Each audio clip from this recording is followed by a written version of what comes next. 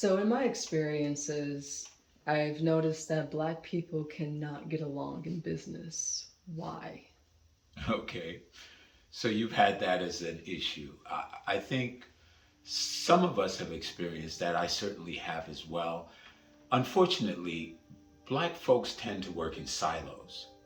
And these silos are tribes. You have a silo here and a silo there. You've got this church and that church and so on. And oftentimes they view themselves as rivals, as threats to one another, rather than as allies. But if you look at any other community, you notice that you have Latino communities, you have Asian communities, you have Jewish communities, and they will buy within their own neighborhoods and keep the dollar circulating. Unfortunately, African Americans don't do that, yet we are a $1.1 trillion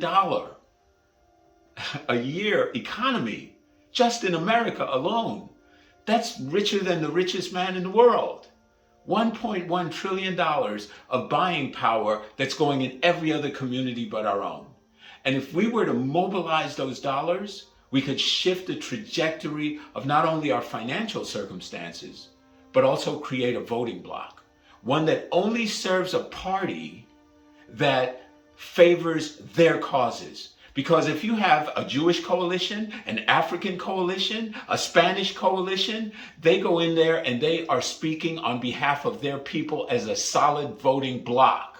That's how you create political influence. But what you don't do is divide a party and vote for one particular party, regardless of whether they do something for you or not, because you're a loyalist. That absolutism is exactly the problem. So people have to step back and ask what truly serves us, and then make a decision based on that. Because if they continue in the path that they are, there'll be no economic empowerment, no collaboration, and ultimately they will find themselves in isolated silos with less power because they never learned how to cooperate as a single living, breathing organism.